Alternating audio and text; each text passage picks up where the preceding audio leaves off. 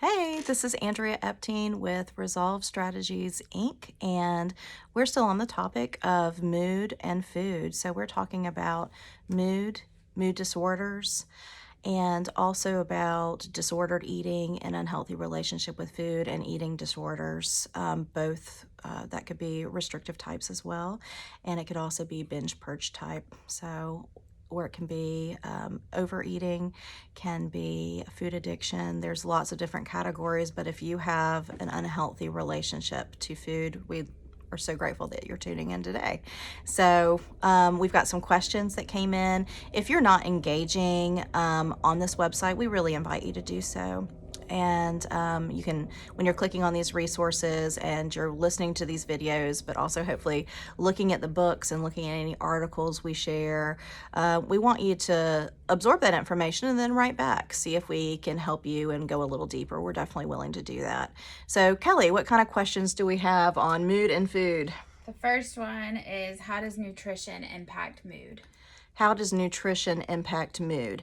It impacts it a great deal. So that's one of the reasons, if anybody listening has been to inpatient, and oftentimes because this disease progresses so rapidly and it begins also typically at a young age when the brain is still developing, you are going to find that one of the first things you do is wind up in a higher level of care, like inpatient or a PHP program, before an outpatient level of care is going to be effective. Sometimes you can catch it early on, and we're so grateful when people do. But nutrition, especially in a level 3 program, you're going to find is critical. Feeding your brain is so important because the brain is where emotions, mood, food, all of that stuff is so important. So also physiologically, so neurobiologically and physiologically, all of that can be reversed. You can be rebooted, but it takes consistent monitoring of and an investment in a nutrition plan. That's meeting all of your exchanges. That's making sure that you understand all about eating regularly, what to eat, and how often, making sure that you're getting your snacks, making sure that you are eating, regularly, and like I said, getting all the exchanges in. I cannot express how important protein is. I also really want to express that oftentimes the behaviors in disordered eating comes out of a desire to regulate anxiety, but the anxiety starts oftentimes in the gut. And so you want to make sure that you are eating appropriately to take care of your gut and regularly.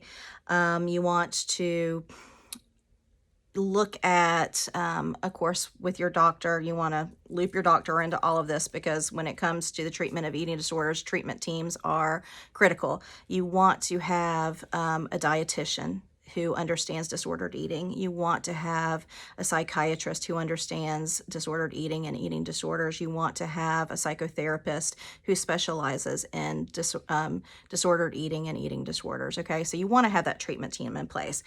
But going back to the gut health, 200 billion of a daily dose is a therapeutic dose of probiotics and prebiotics. So making sure that you're looping that in with the permission and blessing of your doctor, and also making sure that you are getting your complex amino acids. So you want to be taking GABA and glycine and all of those things that your brain might be missing right now. So you can get a lot of that through just eating healthy and taking care of your brain by consuming all of the right things that nourish your body, mind, and spirit. So nutrition is huge in regulation of anxiety and to help you on the path of recovery physically, mentally, and emotionally. So definitely nutrition is huge. How can someone recognize that they have an issue with mood and food? Well, there's going to be denial and rationalizations and all of these defense mechanisms that come in to protect the eating disorder. Because for a little bit of time, let's just be honest, the eating disorder was serving a purpose in helping you to regulate unwanted emotions, feelings, and thoughts. So until it becomes very destructive. So we have to just own that. We have to be honest that the eating disorder swept in to try to protect you from something.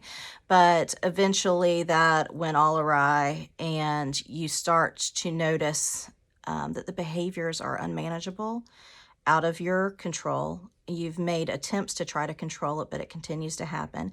It starts to affect other aspects of your life. It starts to affect your health. It starts to affect your work, your productivity, your performance at school. It starts to affect friendships and relationships. It starts to really invade every single aspect of your life eventually. And so that's typically a point in which people are like, okay, this isn't working for me anymore. And now it's kind of its own monster, and I'm not able to control it without assistance, without accountability, without the help and the direction of others. So, with all that being said, Uh-huh. how can someone struggling with mood and food and all that we've discussed, how can they work through it? What can they do?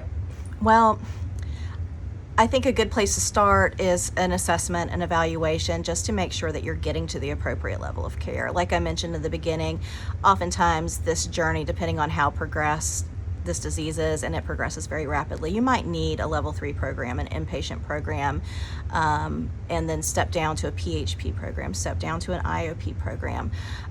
Here at Resolve Strategies, we do assessments.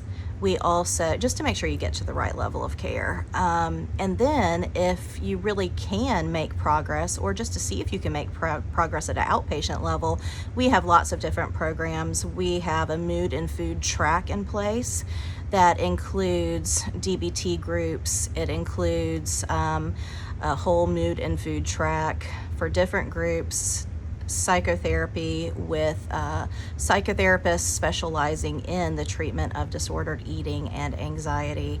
And so, individual services, group services, and just getting you tapped into the community and their resources. That's a good place to start. So I would love to be able to see not Hugs, but Resolve Strategies help you with that process. That's all we have this week for them. Okay, wonderful. Well, thanks so much again for showing up, and please look at the website. You can go to services and go to the mood and food track and just see what we have. And if you are interested in coming in for an evaluation, we do free consultations for 15 minutes. So if you just want some direction and guidance, you can absolutely call to set up an appointment for a consultation or for an initial intake with one of our trained professionals. And just thank you so much. If there's something that you heard that rung true for you, don't wait. Just go ahead and start this journey, learn a little bit more, and check out our resources. All right. Thanks so much, and have a great day.